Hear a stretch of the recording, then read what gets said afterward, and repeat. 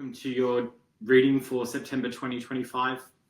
This is Artemis, Oracle and Tarot, a space for those walking the moonlit path. Seekers looking to explore and integrate the divine masculine in ways that feel authentic, embodied and whole. This work centers on masculinity, but it's not exclusive to men. Masculinity lives in all of us, regardless of our gender, orientation or identity. Many of us carry unconscious, wounded or toxic expressions of masculinity, and this space is here to offer guidance and reflection so we can meet that energy with openness and sincerity. So whether you're male, female, non-binary or something beautifully in between, you are welcome here, and this is exactly where you're meant to be. My name is Adrian, or you can call me Ade, the creator of Artemis Tarot and Artemis Oracle decks, which you'll see today. These decks came about out of my own dark night journey as a gay man who felt spiritually stuck and disconnected from divinity after painful early experiences with religion. I learned that whether something is scientifically real or not is almost besides the point, because if we experience as real, it has power. It can hinder us or it can help. So I chose to change my relationship to spirituality into something that actually helps.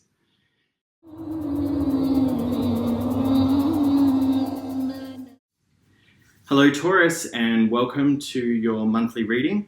I'm Ade from Artemis Oracle and Tarot, and today we will be doing a short 3-card oracle spread using the Artemis Oracle Divine Masculine cards, and then a slightly longer tarot spread, which I'll explain a little bit more about when we get up to that part. So let's start by creating the space, and we'll light some sandalwood incense, which is beautifully appropriate for our fixed earth sign.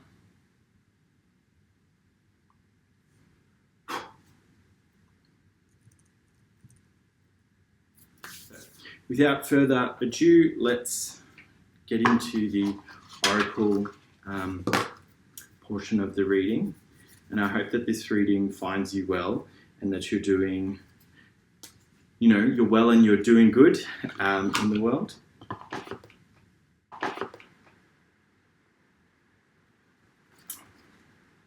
And just a reminder that all of the oracle cards, the ones that we go through to today and the others, you can learn more about those by visiting my website, which is artemispalimpsest.com. And the link to that site is in the video description below. You'll find a deeper breakdown of the archetypes, some information about their mythological or theological background, as well as interpretation of both upright and reverse meanings, and even some popular culture characters who are resonant with the archetype. So the oracle card reading follows the traditional past, current and future format. So the first card that we're looking for is a past card. So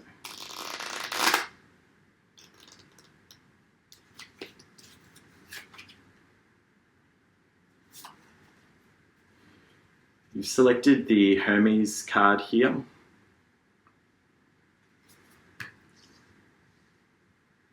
And Hermes speaks to higher learning, sacred inquiry and spiritual study. And in the past, I would suggest that this might signify something of a spiritual awakening, or perhaps even just a knowing within yourself that there's more to this world and this universe than perhaps can be sensed by our 5 senses, that there's something else, and that something is sacred, and it kind of bonds us all together. And I think, Taurus, for you in particular, that can be quite a profound thing to come to terms with, because Taurians can inherently be tied to the material. They can feel and find security in beauty, in nature, in security, and in kind of solid physical things. And so to have this card of sort of higher spiritual awareness showing up in your past shows that, you know, significant work and or growth or just openness has been achieved in order to have that insight. And it's okay to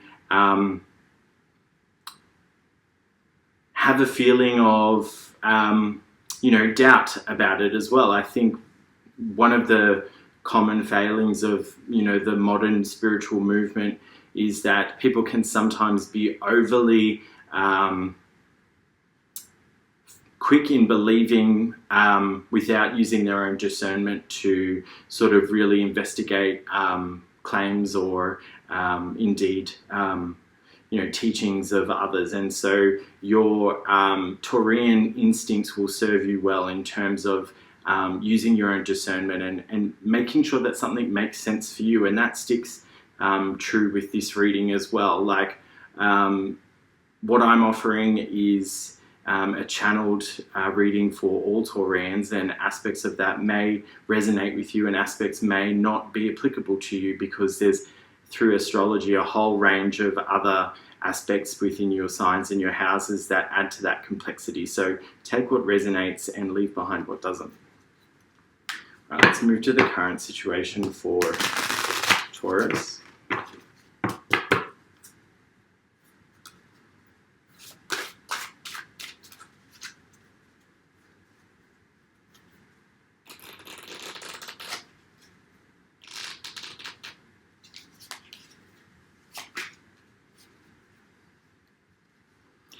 You selected the Romeo card here for your current situation. And I have to say,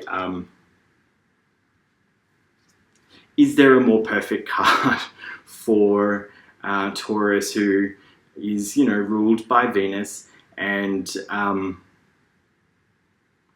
if anything, are probably the greatest lovers, I think, in the entire kind of zodiac. Cancer are big lovers as well, and I'm a Cancer, but in a different way. I think when it comes to sort of like romantic love and also that love of things beautiful, that nothing can trump a Taurian. Romeo speaks to like that energy of first love and youthful exuberance, and both passion and peril. You know, if we think about the story of Romeo and Juliet, he is so enamored and gives himself over to this idea of love when he's not yet even really lived a life to truly understand what love is. And he arrives to find Juliet, and believing her dead, is willing to kind of sacrifice himself for that ideal of love without even really having glimpsed, you know, the truth and the enormity of what love can actually be. And so it's a beautifully tragic story. And I think the message here, especially in your current situation, you know, with that Hermes kind of card in your recent past, it's that point of discernment again. It's saying, don't allow ideals or rose-tinted glasses to override your better judgment. It's not saying to negate either side. It's saying to listen to your feelings, honor them, and be grateful for them, but also to not let go of that higher learning and to not let go of that knowing of you know, your higher self and your intuition that can also guide you. Both are important in guiding you. All right, for the future, what do our Taurus friends have coming?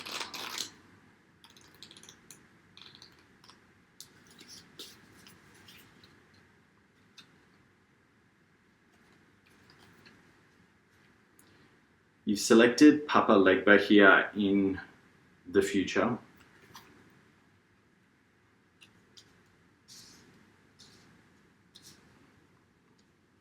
And Papa Legba speaks to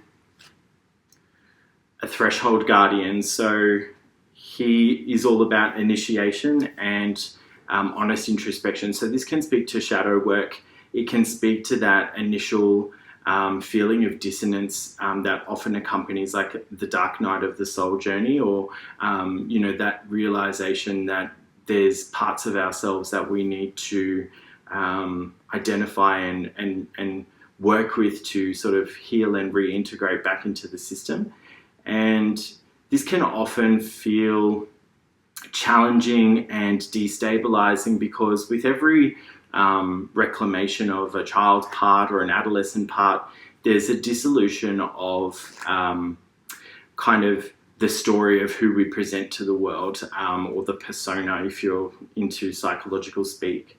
And whenever we kind of like rub up against intention, against that persona, it kind of rubs back, because the last thing that our consciousness needs in terms of presenting a clean and ordered story back to us is these little kind of destabilizing narratives from, past lives, almost, as it were, sort of like throwing us off course. And so the persona in sort of like doing so isn't to be frustrated with or to be hated on. It's actually just trying to protect you as well. It's kind of, its MO is kind of like, that's in the past, like you don't need to think about it. There's nothing that can be done about it now. But unfortunately, when things get repressed and pushed into our shadow, they have the propensity to bubble up and self-sabotage us in all kinds of ways, and usually at the most inopportune of moments. And that's where the persona's kind of strategy falls down, because whilst it's instinct to kind of just move on in the moment is a practical one, and one that probably is effective in some circumstances, it's not effective in the long-term kind of way. If we think about animals in nature, like, a deer wouldn't be able to survive like a predator chasing it if it was caught in existential crisis. Do you know what I mean? And so that immediacy of respond to the threat that exists right now is the one that usually prevails, because our brains have evolved from animal brains. We're used to dealing with immediate and present danger, not complex and ambiguous kind of threats to existence. And that's also why, like, from a humanity perspective, we're terrible at dealing with things like climate change and, technology growing out of control and all of that kind of stuff, because it's ambiguous and there's no immediate kind of, well, there's more of an immediate kind of looming danger with climate change now, which is, paradoxically why we're starting to see action on it. But typically these things kind of get left until they're no longer ambiguous, and they start to become a more present and real danger. The unfortunate thing is with ambiguous threat is that it can shift and change and become insidious in ways that we don't necessarily recognize the threat until it's too late. And so, as with anything that is complex, we need to be able to put aside our feelings of discomfort to actually look at it, and then using both our embodied sense of intuition and also our reason, perspicacity and logic to use both sides of our brain in determining how to best address it. So that's the oracle part of the reading. So next we'll move on to the tarot cards. All right, so moving along to the tarot portion of the reading. Today I'm going to be doing a spread for you that I designed myself. Maybe channeled is the right word, I don't really know. But after some shadow work earlier this year, this kind of spread sort of came to me. And it's based on a star format that is used in the lesser banishing ritual of the pentagram, which is a ritual magic practice that is used in some esoteric traditions to kind of remove from the body energetic influences that are tied to the traditional elements that can kind of get caught in our bodies. And when they remain there, they can kind of become problematic. That's the kind of spiritual version of it. From a more, I guess, like psychological or just like modern well-being kind of lens, it's a moment, it's a daily practice, a moment of sitting with ourselves, mindfully kind of like checking in with what's in our body, and then consciously kind of like releasing. And, you know, ritual, not in the magical sense, but in the practical sense, is really helpful in terms of helping the body move on from things. This is why we have funerals. It's why we have farewells for people when they go away. These are as much rituals for us as individuals as to help us, you know, move on, as they are for kind of like, you know, saying goodbye to the person that we love. Especially in the case of funerals, it's more about those who go on living than it is about the person who's no longer with us. So the spread that we'll be using today is the Healed Heart, and I'll explain to you each of the positions and how they interact with one another in the tarot cards as we lay them out. The process that I use is with a pendulum to select the cards, and given you've got Romeo in your current situation, I'm going to go for the rose quartz pendulum. Rose quartz brings a sense of like compassion and loving kindness to the selection of the cards, and I think that that's what Romeo is kind of calling for as you approach this potential kind of threshold test. It's the most significant tool in our toolkit can be to approach situations where we look at our identity with a sense of loving kindness, so that we always feel like we're on our side. It's the most important thing in doing any kind of inner psychological work, is not falling back into that trap of the self-critical or the judgmental parent, which is another one that we can kind of slip into unknowingly, is taking on the voice of those who have criticized us and then amplifying it through multiple kind of cycles of rumination. So loving kindness, very important, hard to do, much harder than a lot of gurus and YouTubers would have you think. All right, so we're looking for anti-clockwise circles. No. No.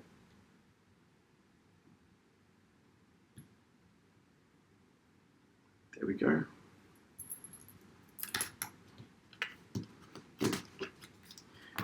And the Healed Heart spread requires only 6 cards. So this final pile I will split again into piles of 6, and we'll use the pendulum one last time to see which cards want to speak to you today, Taurus. 3, 3, 3, 3, 3, 3.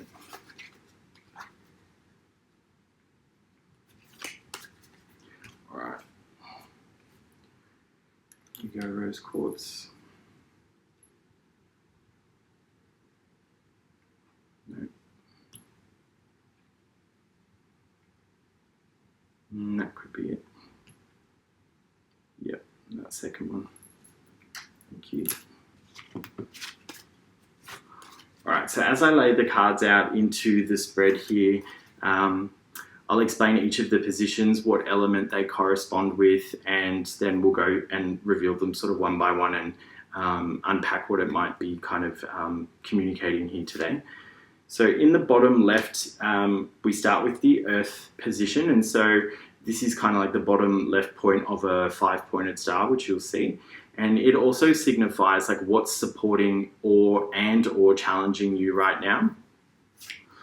In the top, we've got the Spirit position, which also is what your higher self wants you to know right now. In the bottom right, we have the fire position, which also signifies how others might be viewing you as it relates to the challenge. Over here on the top left point of the star, we've got, which is the receptive side of the star. If you think about the star as like a man with a head, 2 legs and 2 arms. This is the air position, and it's also what Spirit is saying that you should be open to receiving. And on the right over here, which is the active side of the star, we have what Spirit is encouraging you to, like the action Spirit's encouraging you to take, or the tactic that you should employ as it relates to managing the challenge or the situation. And then in the middle, we have the soul element card, which also corresponds with what's in your heart right now. So going one by one, we'll kind of roll around the star, and I'll give you some insights, and then we'll conclude. So in the bottom left, you have turned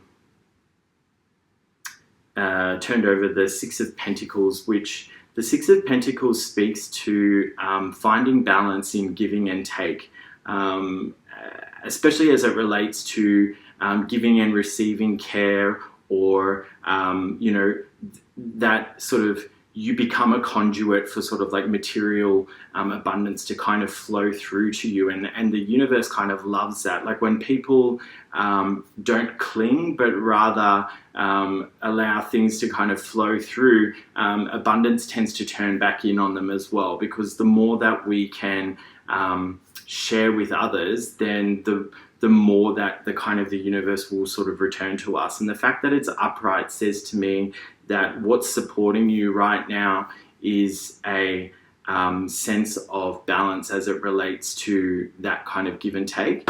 And it can also relate to, I guess, like your energy and a sense of knowing your self-worth and giving as much as is appropriate, but also having firm boundaries around not over-giving or not allowing yourself to become sort of exploited. And I think from relationships that I have with Taurians, some of my best friends, my mum, you can't push a Taurus to do anything they don't want to do. And so I'm not at all surprised to see this card in what's supporting you right now. I think the challenge with this is not becoming complacent, and also recognizing within yourself complexity, that there are other parts of you that might be more willing to give, or there are parts of you that might want to do more, and against your better Taurian nature, like being able to sit with that and think about, you know, how might you honor that impulse, even if it doesn't necessarily mean like going all out and sort of following that impulse to its nth degree. So it could be, you know, a creative way of kind of exploring that avenue. It could even be through art or writing or something like that. So I don't really know. That's for you to kind of sit with. But yeah, that is the potential challenge with this. But all in all, it's a very positive kind of placement. And the plot thickens because in the Spirit position, we find the 5 of Pentacles, which speaks to a sense of feeling frozen out or on the outer, especially as it relates to comforts or security. And the fact that this is coming from your higher self says to me that although there's this embodied kind of sense of give and take, that perhaps within your mental landscape or in your unconscious programming, there is this sense of needing to hold on to things because scarcity could always be just around the corner. And I think for many of us who are raised in marginalized communities. Perhaps you have migrant parents, or you identify with people of diverse gender or sexuality. As a person of diverse gender or sexuality, that feeling of don't take this for granted because it might always get taken away from you can subtly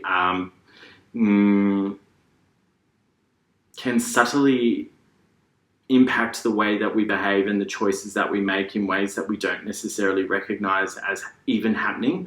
And this is something that can impact that kind of balance of give and take, because it can sort of lead to feelings of holding on to things that we don't necessarily need to hold on to. My mum was a very tidy hoarder, but she kept things. And I think I have kind of picked up that as well a little bit. So think about it, sit with it, and let's keep moving through the spread, because we might get a little bit more clues around exactly what that's saying. But it could have something to do with this threshold test that's coming up in the future for you. Wow, it's just all pentacles for you in this reading today, Taurus, and the pentacles are the earth kind of element in the tarot, and so this is profound for an earth sign to be having such an earthy kind of spread. The Page of Pentacles in the fire position says to me that from the outside in, people see you as industrious, they see you as solid and grounded, with a youthful kind of energy, but also still one that is very much kind of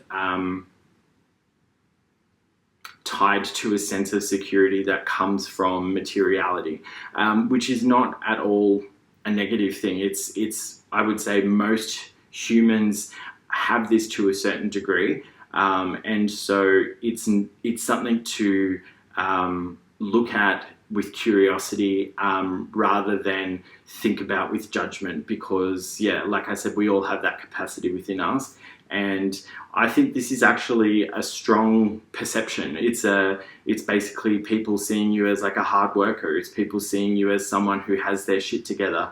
It's people viewing you as someone that they could come to if they were struggling, because they would feel that you might be able to help them. And that's where this comes to the give and take. Like, are you the person who always says yes to helping those who don't necessarily do a great job of helping themselves? Oh. Be open to receiving. 10 of Cups. Taurus.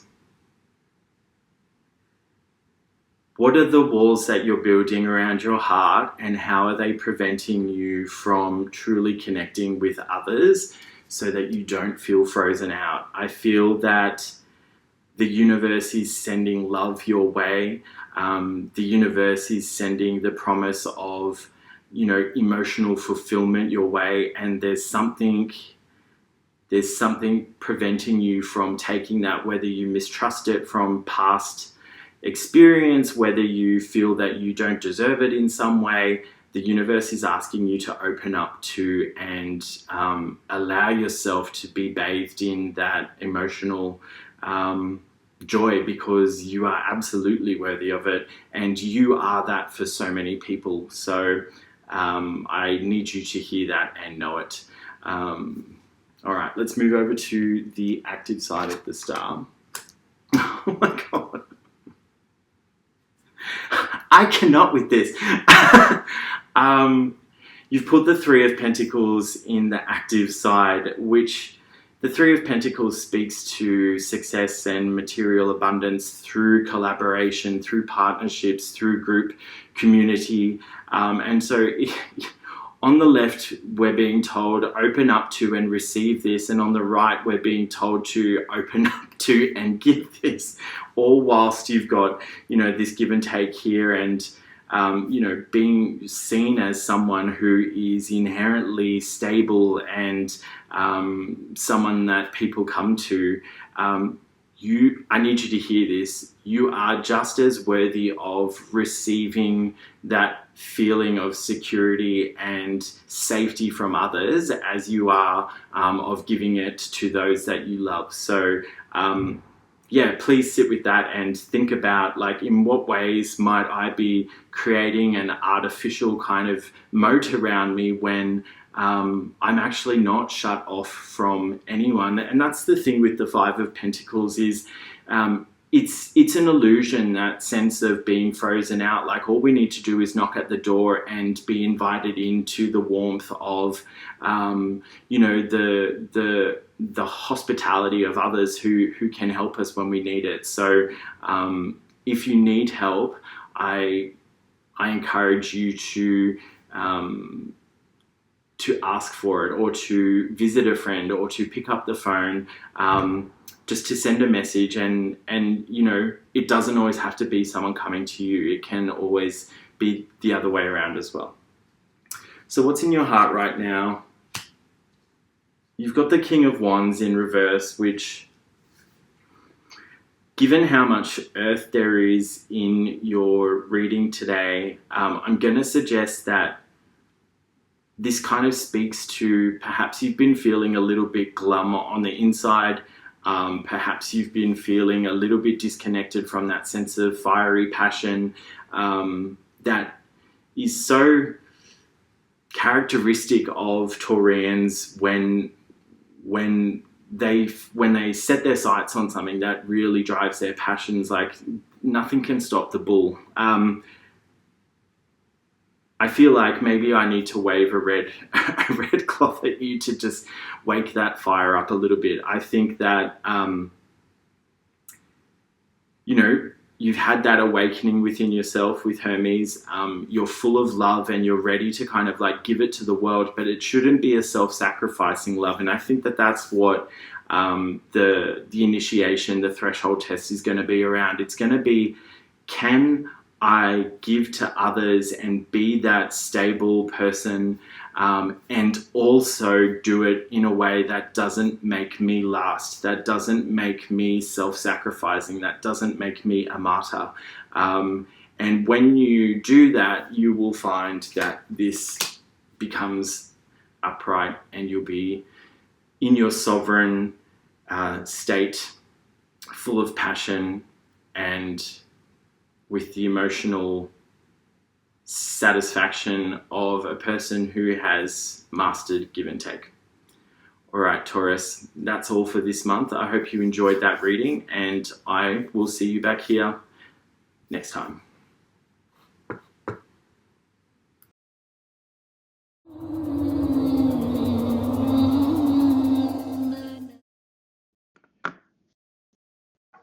Well, that's all I've got for you today. So let that settle and rest and relax through it. Not everything needs to be understood at once. All of the cards that were used today, the Artemis Tarot and Artemis Oracle cards, were designed and created by me. You can find them on my website at www.artemispalimpsest.com. That link's below in the description. And on the site, you can explore the 44 divine masculine archetype profiles that comprise the deck, as well as find links to buy them. So do inquire about a one-on-one personal reading if you'd like to go deeper. And also keep an eye out for videos starting this week. I'll be doing one deep dive archetype video each week, where I'll explore the symbolism, art, and creative process behind developing these. If this reading resonated, please like, comment, subscribe, or share it with someone who might need it. It really helps this work find the people it's meant to serve. This is Artemis, Oracle and Tarot. Divine what can't be seen by day, and behold with new perspective that which stalked in the night. I will see you back here next month.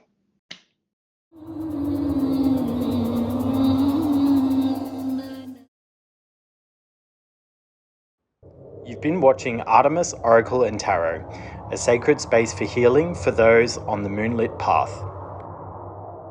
Join us here on YouTube for monthly tarot readings by astrology sign and deep dives into the imagery and symbolism used in the making of our unique Artemis, Oracle and Tarot decks. If having a space to work through the unpleasant but necessary parts of adulting sounds good to you, like and subscribe here on YouTube and follow us on Instagram so you never miss a beat. All links are in the description below.